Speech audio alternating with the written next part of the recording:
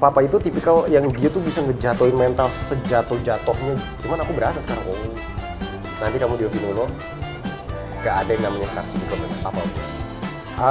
Aku bersyukur dikenal karena aku bisa bikin yang kenal aku tuh happy. Yang nyaman buat kamu adalah kondisi yang sepi. Kan lu bilang, jangan sama gue deh, nanti lu suffer. Apa, suffer yang penting sama kamu. Bullshit itu, gak mungkin. Yang bisa sama aku nanti, yang aneh juga kali atau gimana, aku gak ngerti sih. Basically, tapi lu suka anak-anak gak? Suka banget. Hai penggemar Mas Tata, mana suaranya? Kumpul yuk, Mas Tata lagi main ke Bali nih untuk waktu yang cukup lama. Terus kita ajakin deh ngobrol-ngobrol. Kamu tinggal duduk manis dan nikmati episode Pradikta Wicaksono. Jadi Jimbon harus selalu ada di dalam hidupmu ya? Ya. Berarti kalaupun suatu saat nanti kamu berkeluarga, Jimbon harus ikut. Istrimu harus suka kucing. Nggak boleh alergi kucing aja. Alergi kucing udah bye. Salah satu juga persyaratan.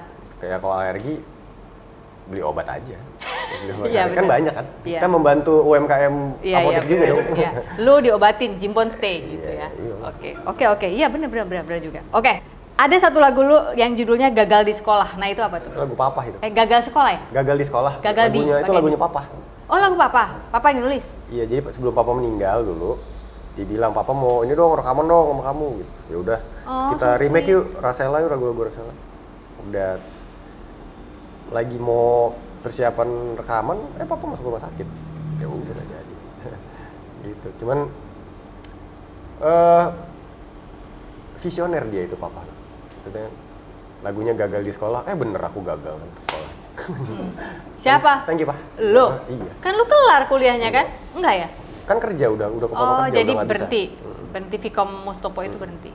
Oke. Sekarang gue mau nanya sedikit soal Papa. Gue paling seneng nanya orang soal hubungan ayah dan anak karena gue punya sejarah dengan bapak gue juga yang bapak gue udah gak ada. Kalau dulu gue bisa perbaiki, kalau gue tahu aja dia itu masa kecilnya itu sesulit itu dan ketika dia mendidik gue dengan keras itulah terbaik yang dia bisa. Seandainya gue tahu ya pada saat itu, gue pasti akan punya respon yang berbeda gitu. Kalau gue selalu berpikir begitu, tapi kan sudah berlalu ya. Lo sama bokap, dari tadi kan lo cerita waktu bokap nyokap berpisah itu kan lo masih kecil. Tapi setiap kali lo cerita tadi tuh selalu ada bokap lo dalam hidup lo. Keterima Yovinulo yang lo telepon bokap. Karena aku tinggalnya sama Papa, bukan sama Mama. Oh bukan sama Mama. Bukan. Jadi waktu pisah kamu dibawa sama Papa. Sama Papa. Nah terus ada giliran berkunjung nggak? Jadi kamu deket sama Mama itu sekarang ini apakah baru-baru setelah dewasa atau dari kecil? Waktu kecil ganti-gantian kayaknya deh. Ganti-gantian terus makin gede mulai pergi sendiri gitu. Mama kan tinggal di Garut kan. Ya. Mama tuh cerai sama Papa, dia nggak mau tinggal di Jakarta, maunya di desa ada di Garut Mama. Sama kakak? Enggak, kakak ikut Papa juga. Mama jadi sendiri? Aduh, wow. Ya udah. Jadi lo ikut bokap? Dan lo dididik sama bokap, berarti lo ketemu punya keluarga yang berkembang menjadi adik-adik ini dari perkawinan yang si bokap yang baru ini ya? Maksudnya setelah bokap punya keluarga baru ini? Iya, Papa punya, kan Papa nikah lagi, punya anak satu, Mama nikah lagi, punya anak 2. Oke. Nah, lo bisa nggak gue bilang dalam hidup lo, lo punya kedekatan yang sangat erat dengan bokap? Atau justru punya, orang bilangnya apa ya, tough love? Saking galaknya nih bokap gue, saking apanya nih bokap tuh nggak galak sih dia. Dia tuh apa ya? Dia tuh nggak galak. Nggak pemarah. Ya itu sih tipikal bapak-bapak lah. Tapi marahnya tuh bukan marah-marah yang nggak jelas gitu. Karena dia, jadi gini, waktu ketika dia sakit, dia kan cancer kan. Ketika dia sakit, dia tuh balik lagi ke 30 tahun sebelum Masehi. Ke 30 tahun. Ketika dia umur masih muda deh, dan itu lucu banget Mbak. Bercandaan itu kayak kita sama Mas Baim gitu Mas, lucu banget beneran. Ini bercandaan warkop zaman dulu gitu. Bilang, Papa nih dari mana sih bercanda kayak gini gitu. Teman-temannya semua kayak, gila nih bapak lo nih, ini dulu kayak gini gitu. Ya mungkin orang makin tua makin banyak pikiran kali ya.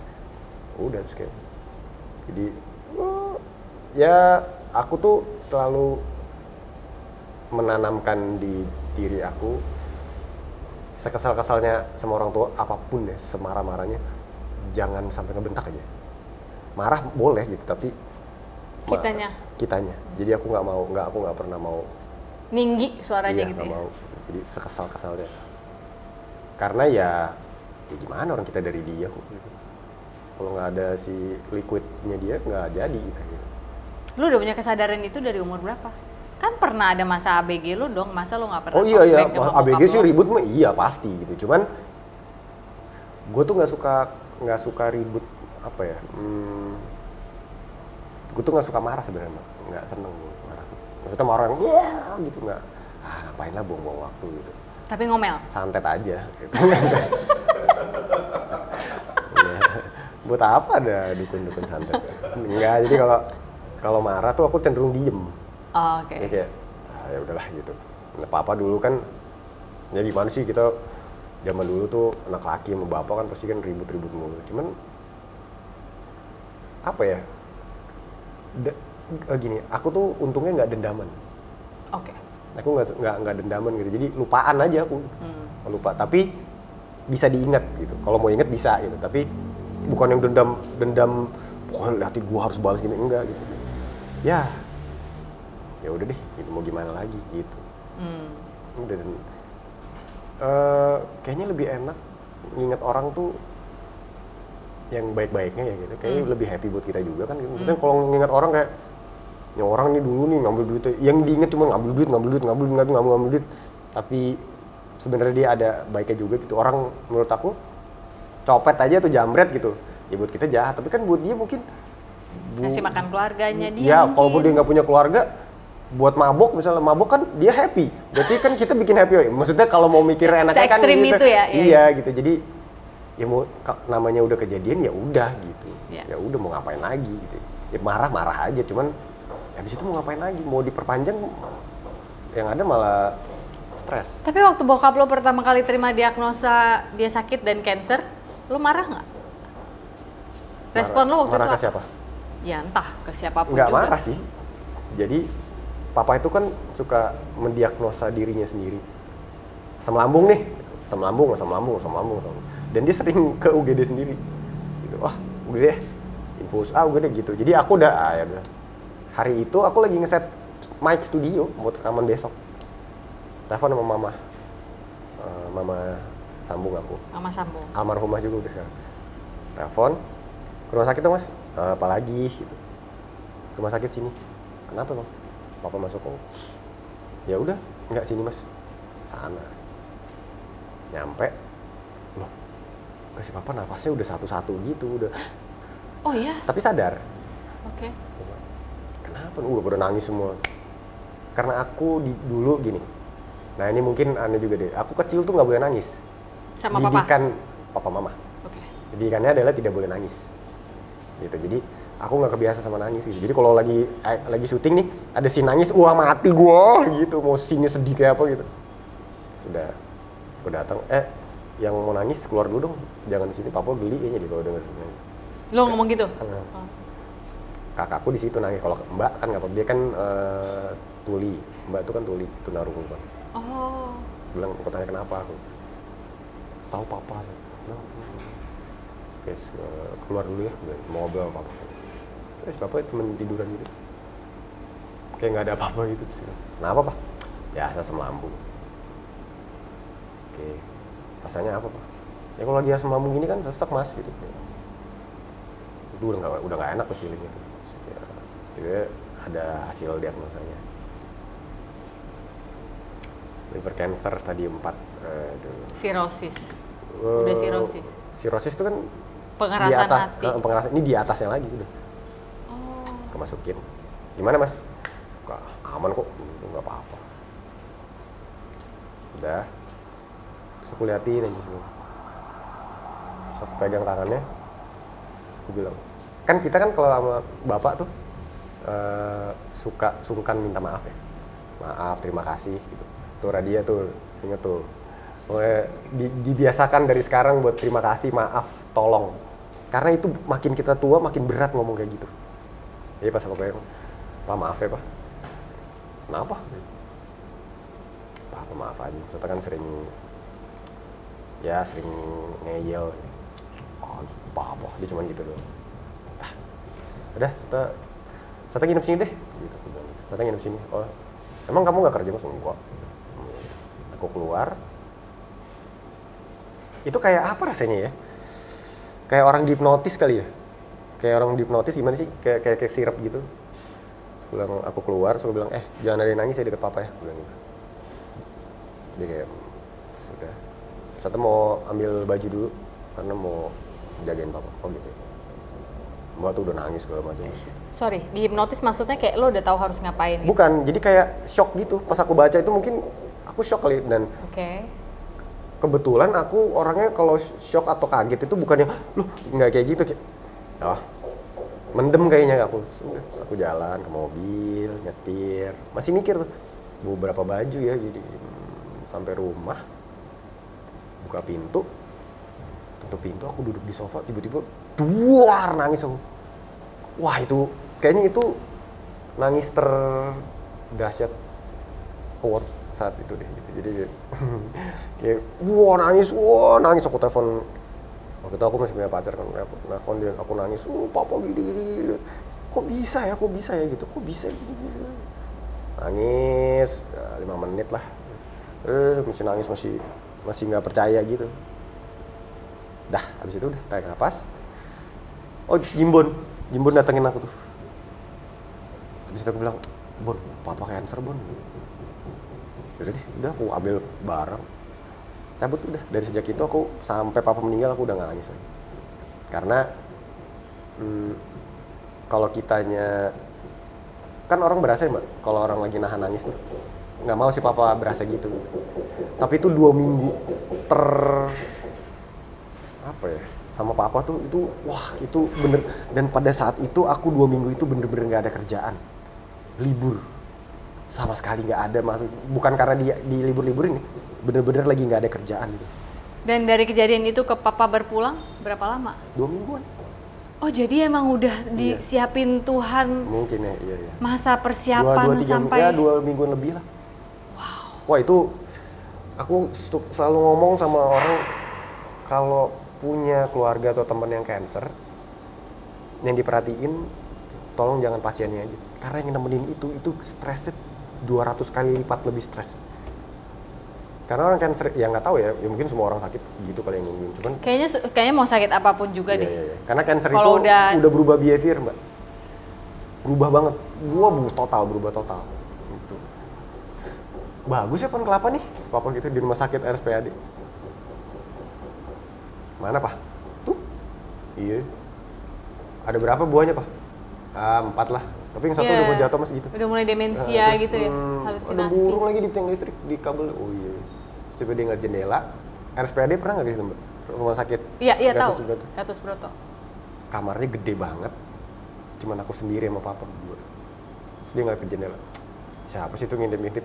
Papa. Nggak ada Pak. Itu kalau ini ngintip-ngintip lagi tuh mas tuh. Ih. Di masuk lagi tuh. Papa. Terus aku ke samping kasurnya papa kan. Mau ngapain? Nggak bisa sempit. Terus ini ada anak saya lagi tidur nih. Udah nggak tahu dia ngomong sama siapa deh tuh ya. Dia mau tidur sini Pak, ya udah Mas Ata di bawah aja kalau gitu. Tapi lucu sih maksudnya. Dan papa tuh badung. Dia kan udah nggak bisa gerak. Terus satu hari, papa mau jalan-jalan dong. Kan nggak bisa. Bisa. Besok ya. Ini udah malam nih Pak, udah jam 11 nih. Tiba-tiba jam 1 pagi, turun dia jatuh. Aduh. Papa mau ke ini nih, mau ke mall. Oke, yang ngangkat 8 orang, karena dia berat banget kan. Dia 100 lebih gitu beratnya. Udah di situ. Terus belum lagi dokter. Kan diambil cairannya. Dokternya buka baju dokter, pakai baju tentara. Kurang lebih 2 mingguan lagi. Mama sambung gue langsung pingsan. Ya udah itu udah ya aku sih udah harus siap itu ya. Gitu jadi ya udah. Tapi aku dalam hati aku nggak mau ngeliat papa meninggal. Jadi kalau papa udah mau pergi, aku nggak mau lihat. Kamu nggak mau ada Nggak di mau. situ. Jadi waktu papa udah mau meninggal, aku udah feeling tuh. Aku pegang kakinya terus aku liatin kayaknya hari ini nih gitu. Aku bilang, "Pah, satu pulang dulu ya." Gitu. Mau ambil baju. Dia udah nggak sadar itu. Aku pegang kakinya, dah bentar terus aku cabut. Baru setengah jalan telepon, "Mas balik lagi, Pak meninggal." Oh, bener. Udah balik. Aduh, tapi lu mirip gue dalam hal itu waktu bokap gue juga udah last moments-nya tuh baru gue terbang dari Bali ke Jakarta. Gue inget banget tuh, gue bilang gue nggak mau ada di situ kalau dia pergi. Gue maunya udah nggak ada terus gue datang karena kayaknya gue nggak bisa deh ngelihat. Kalau gue karena ini Mbak, aku ngeliat papa tuh superhero banget gitu. Bapak gue tuh nggak bisa sakit gitu. Iya. Bapak gue ini nggak pernah sakit gitu, dia nggak bisa sakit. Kayak orang ngelihat Superman, film Superman tuh jatuh dari lantai jebret meninggal kan kaget tuh, maksudnya kayaknya gue nggak terima di situ. Jadi udah papa perginya yang keren aja deh gitu, saya nggak ada di sini. Pokoknya pas aku datang dia meninggal senyum aja. Aku pikir itu bohong orang meninggal senyum, tapi beneran senyum aku foto, si papa senyum gitu. Udah. Ya. Jadi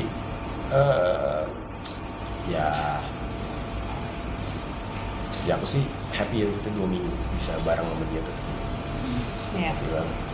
Itu anugerah loh. Banget.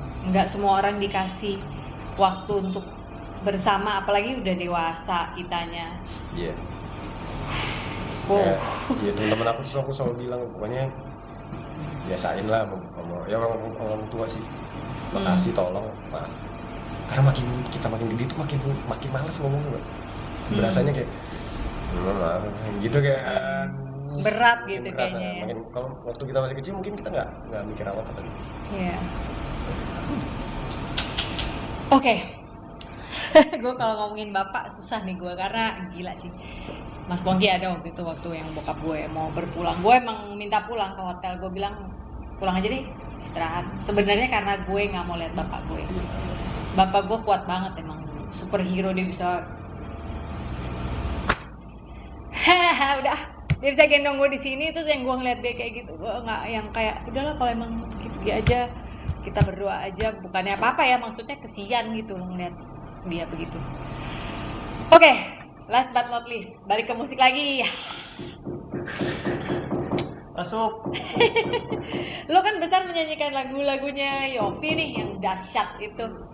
Yang udahlah rumus laku mah gak usah ditanya deh ya, Mas Yovie itu kayaknya udah it's a given gitu. Kalau dibikin lagu pasti bagus, pasti laku. Nah waktu lo akhirnya membuat album solo lo mulai lagu-lagu yang pernah lo tulis lo bikin, lo pokoknya dari nggak ada jadi ada kan gitu. Lo sempet jiper nggak kalau orang mau nerima atau kan lo sebagai penyanyi Yovie Nuno kan masih kental tuh suaranya. Jiper enggak. Karena kan lagu tuh buat aku lagu nyanyi itu nggak bisa dikompetisiin, nggak ada poinnya gitu. Karena ya Yovie Nuno ada ininya sendiri, semua lah masing-masing gitu. Jadi kalau aku mikir nanti nggak apa-apa, aku mikirnya bikin album ini adalah nanti kalau manggung nggak bawain lagu orang, udah itu aja. Supaya kalau manggung nggak cover lagu orang banyak gitu. Ya jadi kalau manggung nggak bawain lagu orang bukan karena sok keren pengen idealis gitu, karena aku bego banget kalau ngafalin lirik. Suka bahasa nyamuk lo ya di tengah-tengah. Aduh nih kalau udah dikta kolaborasi gitu nggak bisa nggak gitu. Apalagi kalau pakai prompter, aku tuh kalau baca prompter atas set bisa pindah ke bawah makin hancur. Jadi kayak gitu. Udah bikin lagu sendiri aja deh gitu. Bikin lagu terus tujuannya biar itu sama nggak mikir laku atau itu enggak sih, sama aku nggak ke situ sama sekali. Di album ini tuh bener-bener pengen ini bikin mini album gitu. Temanya ini orang-orang ngiranya blues, ternyata bukan gitu. Terus ngirain bakal gitar, ternyata bukan. Iya, itu akan gitar kita tidak gitu. John Mayer tidak. Nanti, John Mager. Iya, John ini ternyata akan kelaki-lakian dan kejantan-jantanan, tidak, aku underwater video klipnya gitu. Jadi ya senang-senang aja gitu sendiri gitu. Yang pokoknya yang lo mau deh ya. Oke, Dikta, tadi kan lo sempat ngomong underwater sebelum kita tutup acara ini. Aku mau tanya, lo bisa bertahan napas berapa lama? Kan lo free diving kan? Free diving yang nggak pakai kok alkohol, apa namanya itu? Wah. Oksigen. Ada di sini. Nggak pakai oksigen, lo bisa tahan. Oh, Nah, lo bisa tahan napas berapa lama? terakhir waktu masih sering latihan tuh 5 menit. Oh ya? Ya, Aduh, 5 menit 1 detik. oke. Coba gue nyalain sambil gue closing ya. 5 menit itu lagunya siapa ya? The Dance Company ada nggak mas yang 5 menit? Gak ada lah, 5 menit zaman sekarang susah. Iya. Tapi justru sekarang balik lagi mbak. Lagu Sekarang panjang? tuh, Enggak ah. mau, Coba anak contoh sekarang siapa? Indonesia Raya. Terus lo nyanyiin semua 3 baitnya ya? Iya, tahu. Oke, terima kasih Mas Dikta sudah mau hadir di sini. Terima kasih untuk Sama-sama, Mbak. cerita-ceritanya yang gila sih. Pokoknya off kamera kayaknya gue akan betah nih duduk sama anak ini karena gila ceritanya tuh menarik gitu. Kayak tiap berapa meter kita dikejutkan dengan sesuatu, berapa meter dikejutkan dengan sesuatu lagi. Opini pribadi gue, kalau gue boleh memberikannya, lo nggak harus terima kalau lo nggak mau. Menurut gue sih, when the time comes, dan kalau memang lo nanti memutuskan mau berkeluarga, lo akan jadi suami dan ayah yang dahsyat sih. Wah, sobat dahsyat. Terima kasih Mbak Sofi sudah mendengarkan cerita fiktif aku. Ya, saya terima cerita fiktifnya. Gak apa-apa. Thank you ya Dikta ya. Sama-sama. Coba sambil tahan napas ya, saya closing. Kalau dry static susah ini. Oh nggak bisa, lebih bisa di bawah. Di air itu kita akan jauh lebih bisa nahan napas lama. Enggak, nggak bisa. Kalau Yes. gue panik, nggak bisa Enggak, langsung itu panik, gue. bukan sistem badan kita. Kita tuh punya namanya mammalian dive reflex. Itu akan aktif kalau kita di air. Oke, nanti saya akan coba di suami saya dulu karena dia Gimana maksudnya? ke suami saya suruh dulu Oh. karena dia tidak bisa berenang. Beda-beda. Bisa mah. Nggak bisa. Terus buat apa kolam renang itu? ajarin Mas? dan dia sejak nikah sama saya baru bisa pakai shower. Dia nggak suka kepalanya dikasih air gitu, nggak suka dia. Kalau hujan pingsan dong mas. Nggak suka dia. Kalau hujan gimana? Ya udah, pokoknya dia nggak bisa deh, nggak bisa. Ntar lu Oh, tanya iya? aja kenapa. Gue nggak paham juga kenapa. Oke, hari ini bukan hari yang baik untuk menyerah. You are loved. Katakan itu setiap hari. Dah.